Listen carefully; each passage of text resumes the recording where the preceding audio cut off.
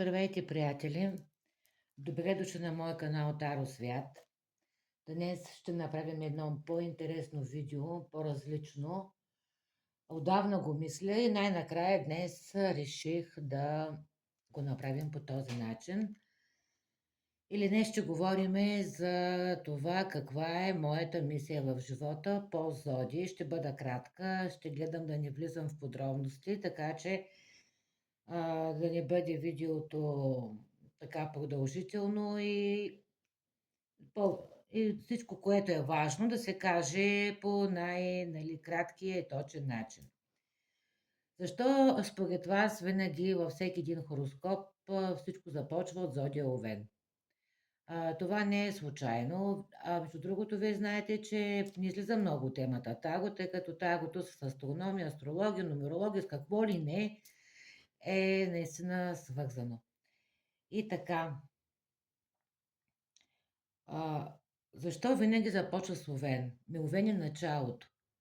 Овена на тях е дадено семето на Създателя и те трябва да го засадят. Да осмислят защо всъщност сме на тази земя. При тях работата е повече насочена навътре, към самоосъзнаване, самоосмисляне и когато те изпълнят своята мисия, тогава те получават дара на самоуважението. Затова техният живот е изпълнен с прекалено много катаклизми, в които те трябва най-вече да отстояват себе си. В смисъл, че те не трябва да забравят себе си, за да бъдат в услуга на другите. А напротив, винаги те трябва да бъдат на първо място и да осмислят със същността на нещата, които са около тях. Или те посаждат семето на себепознанието. И за това, когато са в своята мисия, те получават дара на самоуважението.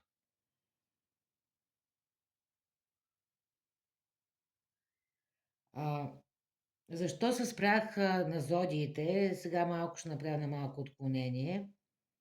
Защото когато човек се роди, той носи своя енергиен отпечатък на това как в момента са поставени планетите. Няма едно към едно, което да е еднакво. Затова всяка една зодия се отличава с свои особени мисии, с свой особен енергиен отпечатък. И хората, които са родени точно по това време, носят този енергиен отпечатък. А какво е мисията на живота, ние ще го разберем накрая, като приключа с всички зодии. Предполагам, че много хора са наясно и знаят за какво точно става въпрос. Така, след това следва Телец. Всъщност той трябва да даде вече сила на това семе, на това зърно от Създателя. Или прекалено са разумни телците и със своята мъдрост реално те помагат на другите хора да осъзнаят какво се случва. Или т.е. те да вкарат разума, съвестта в зодиака. И накрая те получават дара на силата.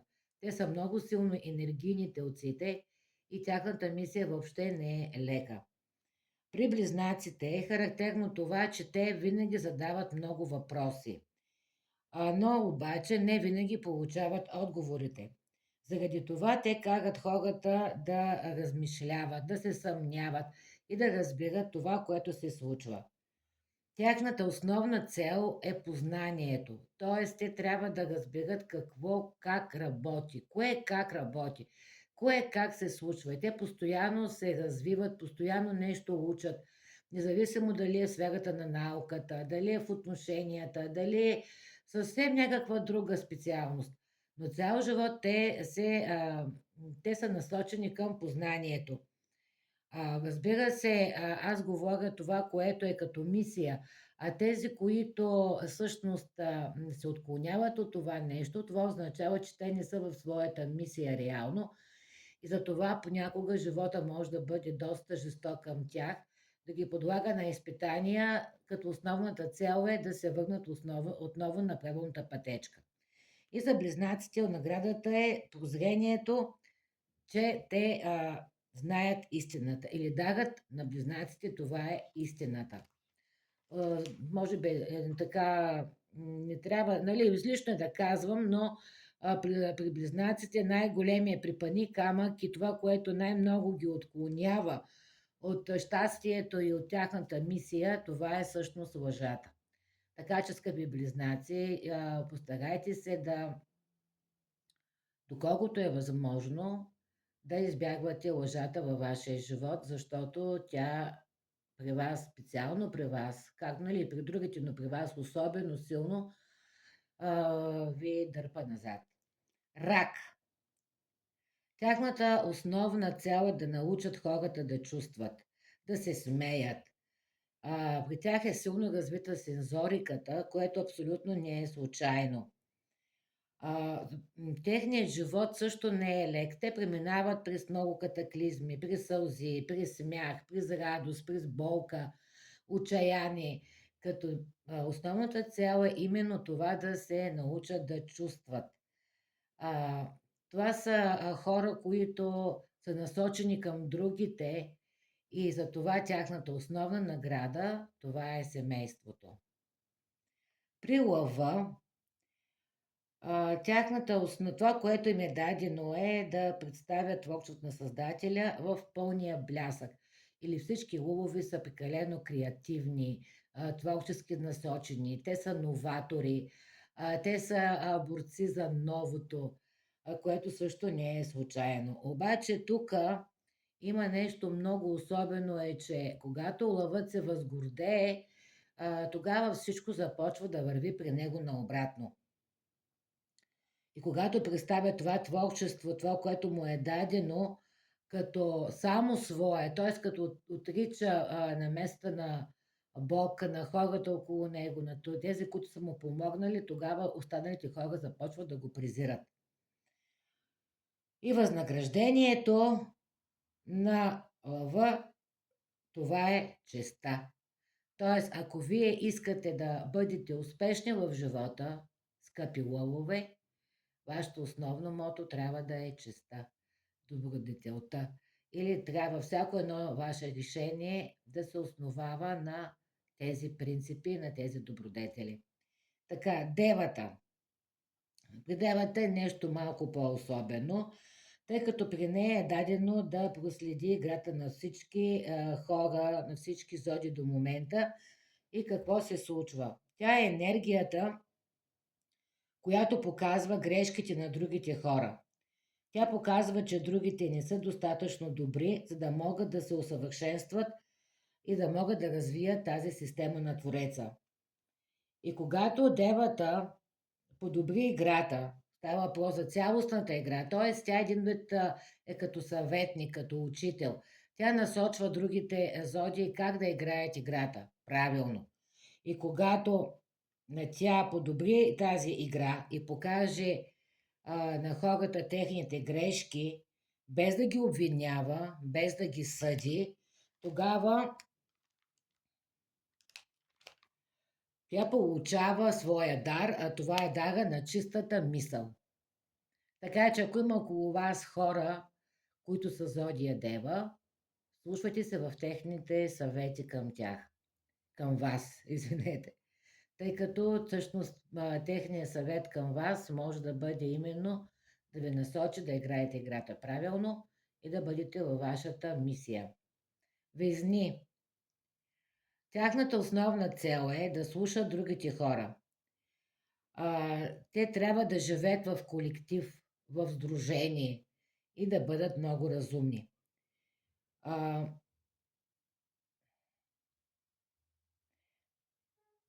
И определено при тях им е дадено да умиротворяват обстановката.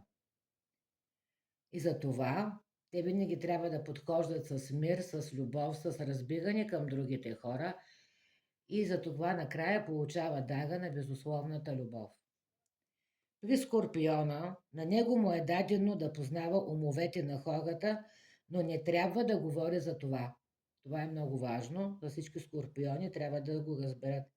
Той познава страданието на хората, но трябва да вижда и хубавите неща в живота. Когато стои много в негатива, тогава той може да се загуби по пътя си. Започва да се бори с този негатив, изпада в различни негативни енергии и тогава той се губи по своя път. Затова Скорпиона трябва да не е негативен, трябва да бъде позитивен, да вижда хубавото в живота и тогава неговия дар, това е целта. Тоест, че живота има определена цел, определена мисъл. А когато взема негатива от другите, тогава той загубва пътя и тогава не играе както трябва играта. При стрелеца неговата основна цел е да накарат хората да се смеят. Той дава надежда на хората и така всъщност той насочва хората към пътя към Божественото. Когато не прави това, той не получава дара на изобилието. Тоест, когато за това, по принцип, стрелците не трябва да бъдат стиснати, а трябва да бъдат даващи. Когато те са стиснати, тогава те са извън своята мисия. А когато са даващи надежда, даващи опора, даващи смях, радост, щастие, тогава на тях им се дава дарът на изобилието. Това е техният дар. Козирога, неговата цел е да научи хората да работят и да умножават всъщност благата на човечеството. При него дара му е отговорността. Но когато изпадне в негатив, той започва да наранява хората. И тогава пада в ниска енергия. Затова Козирог за вас е много важно да сте във висока енергия, за да може да работи всичко както трябва. Или както виждате всички, негативната енергия при абсолютно всички зодии ви отклонява от вашия път и от вашата мисия. Така, водолеите, на тях им дадена свободата, да се концентрират в бъдещето. Важно е да дават пример на хората, че винаги има надежда, че винаги има шанс, има възможности да се справят с всяка една ситуация. Много обаче от водолеите живеят в своя вътрешен мир и трябва да излязат оттам и да насочат своята енергия навън. И тогава вече им се дава техния дар, който е свободата. Най-тежкият зодиак, най-тежката зодия, това е Риби. Тя събира в себе си цялото страдание на човечеството и го връща обратно при Твореца. За тази своя отдаденост тя получава дара на разбирането, дара на състраданието. Затова на рибите по принцип живота е винаги много, много тежък.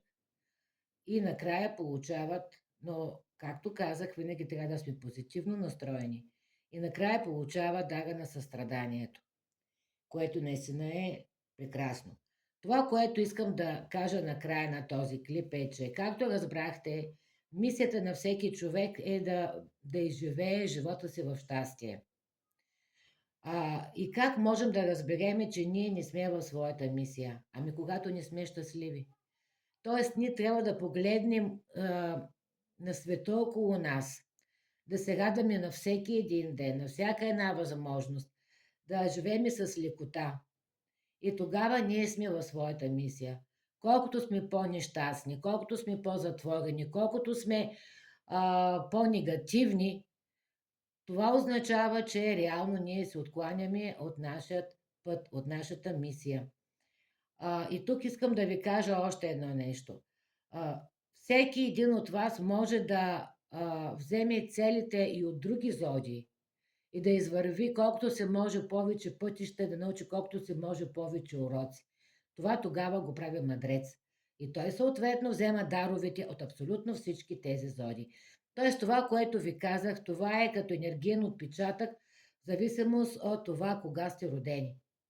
Но когато вие, примерно, вземете,